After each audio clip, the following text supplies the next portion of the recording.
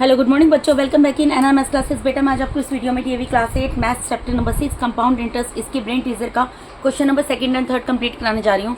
तो चलिए देखते हैं क्वेश्चन नंबर सेकंड में क्या बोल रहे हैं।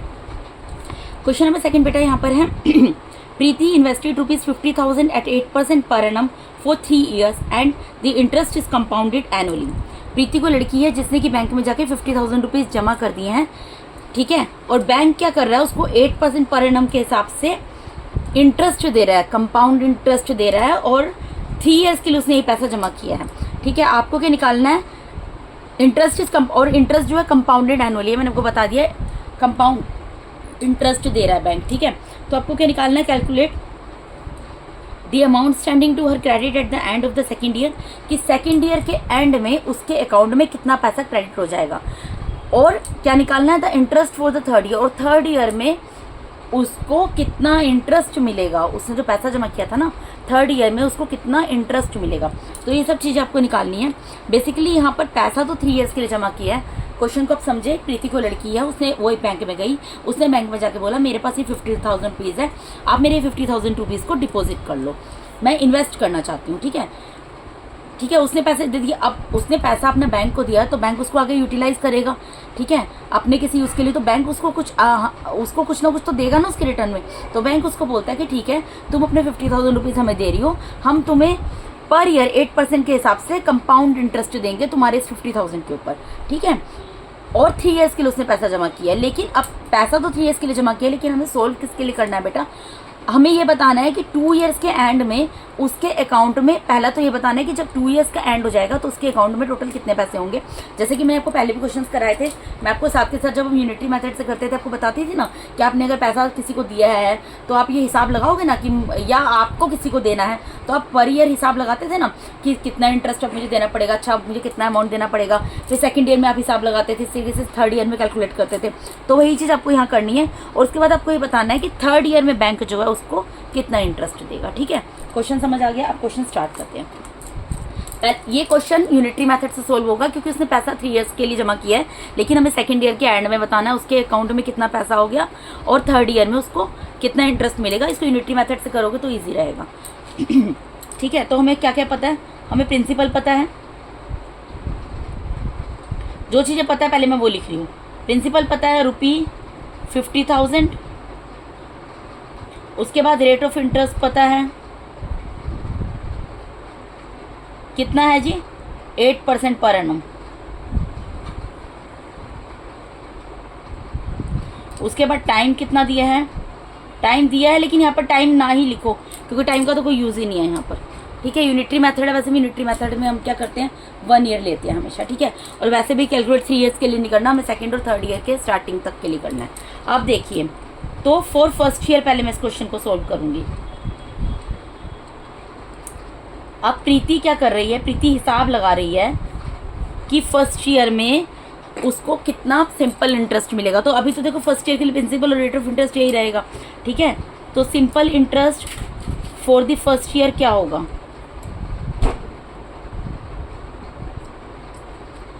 सिंपल इंटरेस्ट का फॉर्मूला आपको बता चुकी हूँ, P × R × T divided by 100, ठीक है। प्रिंसिपल की जगह यहाँ पर क्या आ जाएगा, प्रिंसिपल कितनी है 50,000 है उसने यही जमा किया ना जाकर। रेट ऑफ इंटरेस्ट कितना है 8 लिख दिया, टाइम में 1 लिखना है, यूनिटरी मेथड में कुछ सोचना ही नहीं है आपको, 1 लिखना है, डिवाइडेड बाय 100, 20 से 20 कैंसिल हो गई, यहाँ कितना आ गया 500 × 8 यानी कि ₹4,000, यानी सिंपल इंटरेस्ट जो है उसको फर्स्ट ईयर में कितना देगा बैंक 50,000 के ऊपर 4,000 रुपीज़ देगा। अब वो क्या करेगी, अब कंपाउंड अमाउंट निकालेगी, देयरफॉर अमाउंट लिख दो या कंपाउंड अमाउंट लिख दो, eight the end of first year के एंड में उसको कितना पैसा मिलेगा। देखो जो उसने प्रिंसिपल जमा की थी यानी 50,000 जमा किए थे वो तो आपको उसको मिलेंगे, प्लस में जो सिंपल इंटरेस्ट उसका सॉरी प्लस में जो सिंपल इंटरेस्ट निकला 4,000 वो भी उसको मिलेगा, यानी कि 50,000 तो मिलेंगे, प्लस में 4,000 भी उसको मिलेगा, यानी फर्स्ट ईयर के एंड में उसको अमाउंट कितना मिलेगा। उसने हिसाब लगाया कि मुझे ₹54,000 मिलेंगे फर्स्ट ईयर के एंड में, ठीक है। ये हो गया फर्स्ट ईयर का एंड। ठीक है, अब हम करेंगे इस क्वेश्चन को सेकेंड ईयर के लिए सोल्व।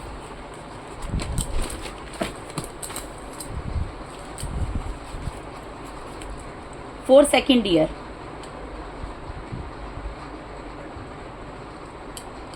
अब सेकेंड ईयर के लिए प्रिंसिपल क्या होगी आप बताओ।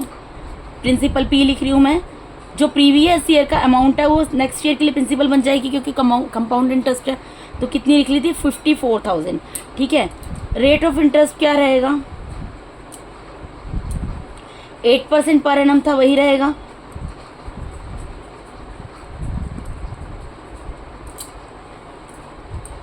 ठीक है बेटा, तो अब हमें क्या निकालना पड़ेगा, सिंपल इंटरेस्ट निकालना पड़ेगा for second year. Simple interest for the second year, अब वो निकाल रही है कि सेकेंड ईयर में मुझे कितना इंटरेस्ट देगा बैंक। तो फॉर्मूला लगा दिया, P multiply by R multiply by T divided by 100। ठीक है, प्रिंसिपल की जगह क्या आ जाएगा 54,000 मल्टीप्लाई में रेट ऑफ इंटरेस्ट की जगह 8, यूनिटरी मेथड टाइम की जगह 1 आएगा डिवाइडेड बाय 100। सो 20 से 20 कैंसिल हो गई। यहाँ पर क्या आ गया 540 मल्टीप्लाई बाय 8, इनको मल्टीप्लाई कर लो, सिंपल इंटरेस्ट निकल जाएगा। 0 की जगह 0, 8 4 जा 32 कैरी किया 3, 8 5 जा 40 प्लस 3 43 रुपी 4,320। ठीक है, ये सिंपल इंटरेस्ट उसको मिलेगा। अब वो निकाल रही है देयरफॉर अमाउंट कितना मिलेगा उसको, amount at the end of second year, amount at the end of second year कितना मिलेगा। एक तो पहला पार्ट यही पूछा है ना कि सेकेंड ईयर के एंड में अमाउंट कितना होगा, तो कितना होगा जो प्रिंसिपल है वो तो मिलेगी प्लस में सिंपल इंटरेस्ट जो बैंक ने उसको दिया है वो मिलेगा। तो प्रिंसिपल कितनी थी सेकंड ईयर के लिए 54,000 थी। बेटा मैं इसके नीचे लिख रही हूँ, प्लस करने में इजी होता है। और सिंपल इंटरेस्ट कितना है 4,320। तो कितना मिल गया, यानी कि 58,320। उसको सेकंड ईयर के एंड में कितना मिल गया 58,320। हमने इसका फर्स्ट पार्ट सोल्व कर दिया। अब हमें बताना है थर्ड ईयर में इंटरेस्ट कितना मिलेगा। तो फॉर थर्ड ईयर सोल्व करते हैं इसको। फॉर थर्ड ईयर में प्रिंसिपल क्या होगी, जो इससे प्रीवियस ईयर का अमाउंट है वही नेक्स्ट ईयर के लिए प्रिंसिपल होती है। तो थर्ड ईयर से प्रीवियस ईयर कौन सा, सेकंड ईयर का अमाउंट कितना है 58,320। ये क्या होगा, इसका प्रिंसिपल होगा इसके लिए। और रेट ऑफ इंटरेस्ट तो सेम ही रहेगा। रेट ऑफ इंटरेस्ट कितना है यहाँ पर 8% पर एनम है। तो यहाँ पे लिख दूंगी मैं 8% पर एनम। तो अब ये सिंपल इंटरेस्ट कैलकुलेट कर रही है कि थर्ड ईयर में मुझे कितना मिलेगा। Simple interest for the third year कितना होगा, फॉर्मूला लगा दो, P multiply by R multiply by T divided by 100। ठीक है, तो प्रिंसिपल कितनी है यहाँ पर, प्रिंसिपल है 58,320 मल्टीप्लाई बाय रेट की जगह क्या आ जाएगा 8, मल्टीप्लाई बाय टाइम की जगह 1 आ जाएगा, यूनिटरी मेथड है, डिवाइडेड बाय 100। 10 से 10 कैंसिल हो गई। अब इसको आप कैंसिल कर दो, जैसे कर सकते हो, मैंने इसको कर दिया 2 5 जा 10, 2 2 जा 4, 2 9 जा 18, 2 1 जा 2, 2 6 जा 12। ठीक है, ये आ गया मेरा। अब मेरा यहाँ पर क्या आ रहा है 2916 मल्टीप्लाई बाय 8 डिवाइडेड बाय 5। ठीक है जी, अब मैं इसको इधर मल्टीप्लाई करके देख लेती हूँ। 2916 को 8 से मल्टीप्लाई कर लेती हूँ। 8 6 जा 48 कैरी गया 4, 8 1 जा 8, 8 प्लस 4 12 कैरी गया 1, 8 9 जा 72, 72 प्लस 1 73 कैरी गया 7, 8 2 जा 16 और कितना आ गया प्लस करके 23। ठीक है, इन दोनों को मल्टीप्लाई किया कितना आ गया 23,328। 23,328 डिवाइडेड बाय 5। अब इसको हम 5 से डिवाइड कर लेंगे। यहाँ पर करके दिखा देती हूँ मैं आपको। 23,328 को 5 से डिवाइड कर देती हूँ। 5 4 जा 20, 5 6 जा 30, 5 6 जा 30, 5 5 जा 25, डेसिमल उतरेगा, एक 0 आ गया, 5 6 जा 30। यानी कि जब इसको डिवाइड किया ना बेटा तो आया 4665 डेसिमल 6 के बाद एक 0 लगा देंगे। यानी कि सिंपल इंटरेस्ट जो है उसको कितना मिलेगा थर्ड ईयर के लिए 4,665 रुपीज़ 60 पैसा। ठीक है बेटा, तो हमें यही दो चीज़ें निकालनी थी यहाँ पर। एक तो हमें निकालना था कि सेकंड ईयर के एंड में उसको कितना अमाउंट मिलेगा, वो हमने निकाल दिया। वो कितना निकला है 58,320। और थर्ड ईयर के स्टार्टिंग में उसका सिंपल इंटरेस्ट कितना उसको मिलेगा बैंक से 4,665 रुपीज़ 60 पैसा, ये हमने निकाल दिया। ठीक है, अब इसके थर्ड क्वेश्चन पे मूव करते हैं। थर्ड क्वेश्चन में क्या बोल रहे हैं, अ मैन हैड रुपीज 75,000। एक आदमी है जिसके पास कितने पैसे हैं 75,000 है। He invested rupees 35,000 in a company which pays him 9% interest per annum. वो क्या करता है 75,000 रुपीज़ में से 75,000 में से 35,000 रुपीज़ जो किसी कंपनी में जाके इन्वेस्ट कर देता है, लगा देता है अपना पैसा, और वो कंपनी क्या करती है उसको 9% इंटरेस्ट देती है पर एनम। उसने अपना पैसा लगाया है तो कंपनी उसको दे रही है। ठीक है, and he invested rest of the money in another company. और बाकी बचा हुआ पैसा जो है, यानी 75,000 टोटल पैसा है, उसमें से 35,000 रुपीज़ उसने किसी कंपनी में लगा दिए। कंपनी उसको 35,000 रुपीज़ के ऊपर पर ईयर 9% इंटरेस्ट दे रही है। और बाकी बचा हुआ, बाकी कितना बचा हुआ है 75 टोटल है, उसमें से 35 एक कंपनी में लगा दिया, तो कितना बचा बाकी 75 में से 35 को माइनस करोगे 40,000। तो जो बाकी बचा हुआ पैसा है वो क्या करता है दूसरी कंपनी में लगाता है, और दूसरी कंपनी क्या करती है उसको 9.5% पर एनम के हिसाब से इंटरेस्ट देती है। तो आपको बताना है find the total compound interest receive by him after 2 years. मतलब जो एक कंपनी से उसको जो भी इंटरेस्ट मिलेगा और दूसरी कंपनी से जो भी इंटरेस्ट मिलेगा, तो टोटल उन दोनों का टोटल बताना है 2 ईयर्स के बाद कितना होगा। क्वेश्चन समझ आया? तो हमें टोटल मनी हमें पता है, टोटल मनी कितनी है ₹75,000। देखो बेटा मैं आपको यहाँ पर ग्राफ के जरिए समझा देती हूँ। 75,000 रुपीज़ टोटल था। ठीक है, उसने एक कंपनी में जमा किया, उसने 35,000 रुपीज़ जमा कर दिया, तो ये क्या हो गई इसकी प्रिंसिपल होगी एक कंपनी की। बाकी पैसा, बाकी कितना बचा 75,000, मैं आपको पूरा करके दिखा रही हूँ ताकि आपको क्लियर हो चीज़। 35,000 यानी कितना बच गया 40,000 रुपीज़। तो 40,000 रुपीज़ उसने दूसरी कंपनी में लगा दिया। ठीक है, दूसरी कंपनी के लिए प्रिंसिपल होगी। अब जो इस कंपनी में लगाया है यहाँ पर रेट ऑफ इंटरेस्ट ROI लिख रही हूँ, मतलब रेट ऑफ इंटरेस्ट, ये क्या कंपनी कर रही है इसको 9% पर एनम के हिसाब से दे रही है। और जब दूसरी कंपनी में लगाया है यहाँ पर ROI कितना बन गया, रेट ऑफ इंटरेस्ट कितना बन गया, ये दे रही है कंपनी इसको 9.5% पर एनम के हिसाब से। टाइम यहाँ पर क्या है 2 ईयर्स है, यहाँ पर टाइम क्या है यहाँ पर 2 ईयर्स है। तो आपको ये बताना है जब 2 ईयर्स के बाद ये इस कंपनी से प्रॉफिट कमाएगा, मतलब कंपाउंड इंटरेस्ट मिलेगा, ऑब्वियसली जो पैसा है तो प्रॉफिट ही कमाएगा, तो इससे प्रॉफिट कमाएगा और इससे प्रॉफिट कमाएगा, तो टोटल मिलकर कंपाउंड इंटरेस्ट कितना उसको मिल जाएगा 2 ईयर्स के बाद, आपको वो बताना है। ठीक है, ये ग्राफ से आपको समझ आ गया। अब मैं क्वेश्चन स्टार्ट कर रही हूँ। मैं यहाँ पर 2 कंडीशन लिख के क्वेश्चन सोल्व करूँगी बेटा, आपको मैंने ये बता दिया है। ये फर्स्ट कंडीशन का आपका प्रिंसिपल हो जाएगा और ये सेकंड कंडीशन का हो जाएगा। ठीक है जी, मैं यहाँ पर लिख देती हूँ फॉर फर्स्ट कंडीशन, यहीं पे लिख देती हूँ फॉर फर्स्ट कंडीशन, और यहाँ पर लिख देती हूँ फॉर सेकंड कंडीशन।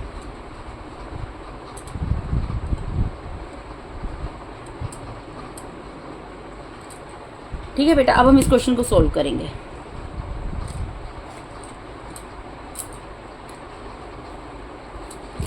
मैंने आपको कंडीशन समझा दी, अब इसको सोल्व करेंगे। अब हमें क्या करना है, कंपाउंड इंटरेस्ट निकालना, सिंपल सी बात है। तो पहले मैं क्या करूँगी, कंपाउंड अमाउंट निकाल लूँगी। यहाँ पर कंपाउंड अमाउंट का फॉर्मूला हमें पता है बहुत अच्छे से, क्या होता है P1 + R divided by 100 raised to the power n, यही होता है। तो यहाँ पर प्रिंसिपल कितनी है, पहले 35,000 है जो पहले कंपनी में इन्वेस्ट किया था, 1 की जगह 1 रहेगा, प्लस रेट ऑफ इंटरेस्ट यहाँ पे 9 है divided by 100 raised to the power n की जगह 2 आ जाएगा। ठीक है, अब इसको सोल्व कर लो। ये क्या होगा 35,000। ठीक है, ये कैंसिल नहीं हो सकता, इसका एलसीएम आ जाएगा 100, तो यहाँ पे क्या आ जाएगा 100 + 9 रेज़ टू द पावर 2।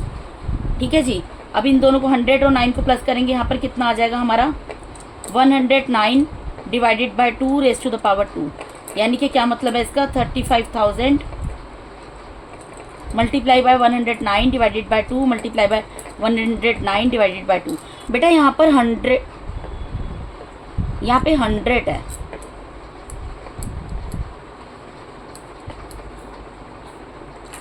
देखिए अब ये क्या हो गया, यहाँ पर 100 + 9 डिवाइडेड बाय 100, तो यहाँ पे क्या हो जाएगा 109 डिवाइडेड बाय 100 पूरे की होल की पावर 2, इनको मैंने सेपरेट करके लिख दिया। अब जो कैंसिल हो सकता है कैंसिल कर दो। यहाँ पे 20 से 20 कैंसिल हो गई, 10 से 10 कैंसिल हो गई। यहाँ पे 10 है और यहाँ 35 है, 5 से कैंसिल हो जाएगा, 5 2 से 10, 5 7 से 35। ठीक है, अब ये कैंसिल नहीं हो सकता। तो अब यहाँ पर क्या आ गया मेरे पास,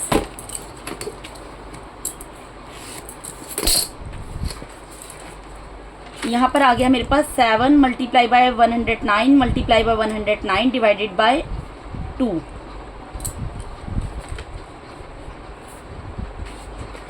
ठीक है, अब इसको हम सोल्व करेंगे। 109 को 109 से मैं यहाँ पर आपको साइड में मल्टीप्लाई करके दिखा देती हूँ। 109 को 109 से मल्टीप्लाई करेंगे, क्या आएगा, 9 9 ज़ा 81, 9 1 ज़ा 9, फिर 0 0 0, 2 टाइम्स मल्टीप्लाई, 9 0 1 1 8 8 1 1।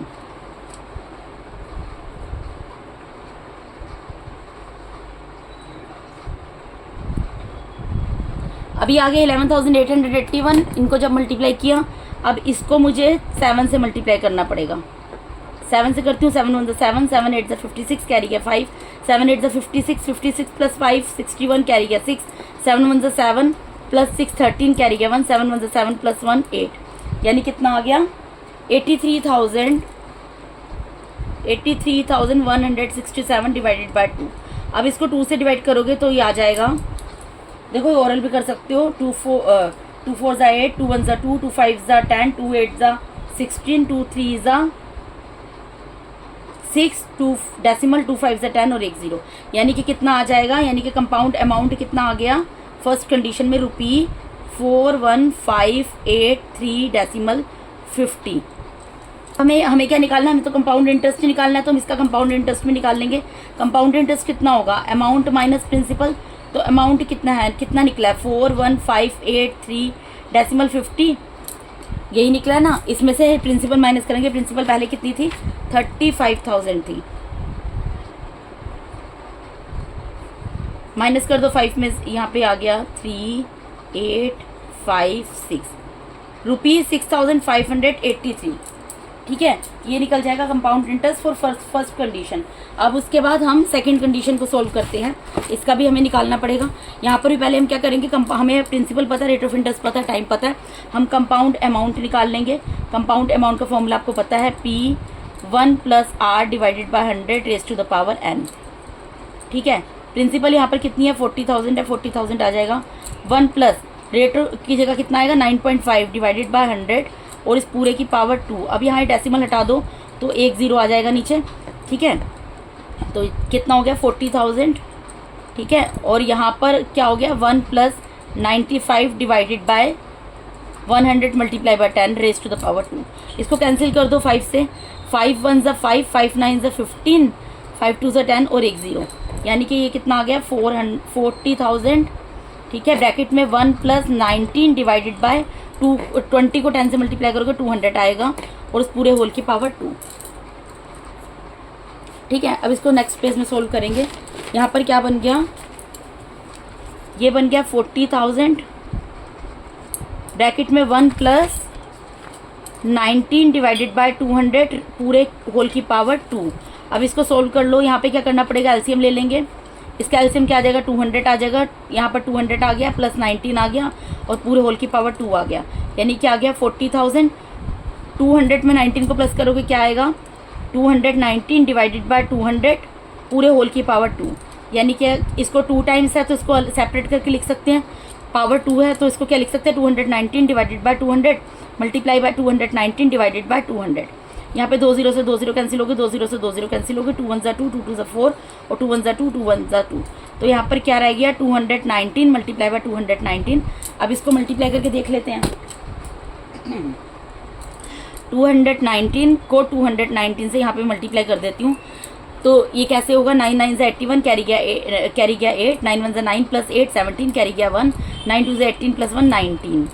फिर यहाँ पर तो यही आ जाएगा, 1 से मल्टीप्लाई करेंगे, 2 9 ज़ा 18, कैरी गया 1, 2 1 ज़ा 2 प्लस 1 3, 2 2 ज़ा 4, यानी कि 14 15 16 18 और एक 19 5 6 7, ये क्या आ गया मल्टीप्लाई करके, ₹47,000 961। ये क्या निकला है? कंपाउंड अमाउंट निकला है। हमें क्या निकालना है? Compound interest. बेटा इसके लिए मैं सेकंड कंडीशन के लिए, फॉर सेकंड कंडीशन इधर सोल्व कर रही हूँ, उधर स्पेस नहीं बचा है। इसके बाद का वर्क मैं यहाँ पर कर रही हूँ, ठीक है। अब मुझे क्या निकालना है? कंपाउंड इंटरेस्ट निकालना है। कंपाउंड इंटरेस्ट क्या होता है? Compound amount minus principal. तो कंपाउंड अमाउंट कितना निकला है? 47,961, और यहाँ पे प्रिंसिपल कितनी थी? 40,000 थी। यानी कि मेरा कंपाउंड इंटरेस्ट कितना निकल गया? 7961, ठीक है। सेकंड कंडीशन के लिए मेरा कंपाउंड इंटरेस्ट निकल गया 7961। फर्स्ट कंडीशन के लिए मेरा कंपाउंड इंटरेस्ट निकल गया 6583.50। अब मुझे फाइनली क्या दिखाना है? मुझे इसके अंदर क्या करना था? मुझे ये बताना था खाली find the total compound interest receive by him after 2 years। Receive by him मतलब जो भी लड़का है, नाम यहाँ पर कुछ नहीं दिया हुआ, तो मैं लिख दूंगी यहाँ पर therefore total compound interest received after 2 years। Total compound interest क्या होगा? ऑब्वियसली जो फर्स्ट कंडीशन में निकला कितना निकला? 6,583 रुपीज़ 50 पैसा, और सेकंड कंडीशन में निकला 7,961 रुपीज़। पैसा कुछ नहीं है तो 0 लिख दिया। इन दोनों को ऐड कर देंगे तो हमारा आंसर आ जाएगा। तो ऐड कर दो 50, ठीक है। 3 में प्लस किया 1, यहाँ पर ये 6 है। 3 + 1 4, 8 + 6 14, कैरी गया 1 15, कैरी गया 1 14। यानी कि टोटल उसको 2 years के बाद जो उसने अलग अलग जगह इन्वेस्टमेंट की थी उसको कितना पैसा मिल गया? 14,544 रुपीज़ 50 पैसा एज कंपाउंड इंटरेस्ट, ठीक है जी। यानी कि कोई बंदा था जिसके पास टोटल 75,000 रुपीज़ थी, उसने 2 कंपनी में इन्वेस्ट किया। एक कंपनी में 35,000 रुपीज़ लगाया था 2 years के लिए। उस कंपनी ने अगर उसको 9% पर एनम के हिसाब से इंटरेस्ट दिया, कंपाउंड इंटरेस्ट दिया, और दूसरी कंपनी में रेस्ट ऑफ द पैसे ने 40,000 रुपीज़ लगा दिया, उस कंपनी ने उसको 9.5% पर एनम के हिसाब से इंटरेस्ट दिया। तो हमें ये बताना था कि दोनों का टोटल 2 years के बाद टोटल कंपाउंड इंटरेस्ट कितना उसको रिसीव हुआ। तो पहले हमने अलग अलग कंडीशन लेके दोनों का कंपाउंड इंटरेस्ट निकाल लिया, क्योंकि बेटा रेट ऑफ इंटरेस्ट अलग था तो अलग अलग ही निकलेगा। कंपाउंड इंटरेस्ट निकाल के दोनों जो फर्स्ट कंडीशन और सेकंड कंडीशन का कंपाउंड इंटरेस्ट था उसको ऐड कर दिया, तो मुझे पता लग गया total compound interest receive by him after 2 years is equals to 14,544 rupees 50 पैसा, ठीक है। तो इसके साथ ही बेटा मैंने आपको DAV class 8 maths chapter number 6 compound interest से ब्रेन टीजर का question number 2nd and 3rd complete करा दिया इस वीडियो में। अगर आप मेरे चैनल पे नए हैं तो काइंडली मेरे चैनल को सब्सक्राइब कीजिए। अगर आप लोगों को मेरा टीचिंग मेथड अच्छा लगता है तो मेरे वीडियोस को ज़्यादा लाइक कीजिए, अपने फ्रेंड्स के साथ शेयर कीजिए। Thank you so much for watching my YouTube videos बेटा। Thank you so much, God bless all of you.